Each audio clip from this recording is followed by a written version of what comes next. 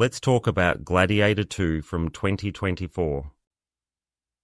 Ridley Scott returns to the grand stage of ancient Rome with Gladiator II, a sequel that attempts to capture the epic spirit of its predecessor while charting new territory.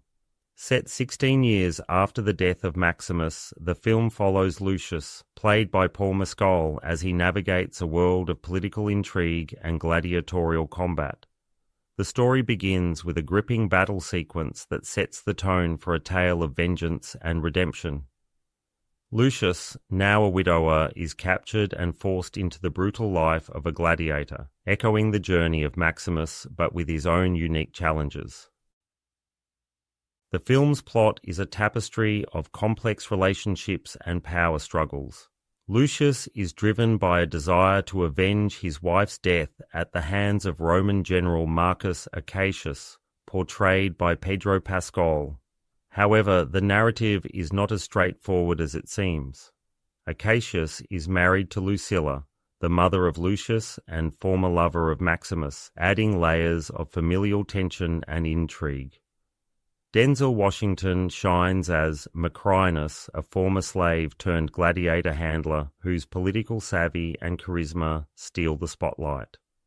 His performance is a highlight, bringing depth and complexity to a character who is both mentor and manipulator. The film's visual spectacle is undeniable, with Scott's direction showcasing grand battles and intricate set pieces. However, the reliance on computer-generated imagery, particularly in scenes involving sharks and other fantastical elements, detracts from the gritty realism that made the original Gladiator so compelling. The film's tone oscillates between serious drama and moments of almost comedic absurdity, creating a dissonance that can be jarring. While Gladiator II attempts to explore themes of power and revenge, it often feels more focused on delivering action-packed sequences than delving into the deeper philosophical questions it raises. The film's narrative structure mirrors that of its predecessor, but without the same emotional resonance. Lucius's journey, while engaging, lacks the stoic dignity of Maximus, instead presenting a character driven by raw, unrestrained emotion. The supporting cast, including Connie Nielsen reprising her role as Lucilla, adds continuity and depth to the story. However, the twin emperors, played by Joseph Quinn and Fred Heckinger, are portrayed as caricatures, their over-the-top performances clashing with the film's more serious moments.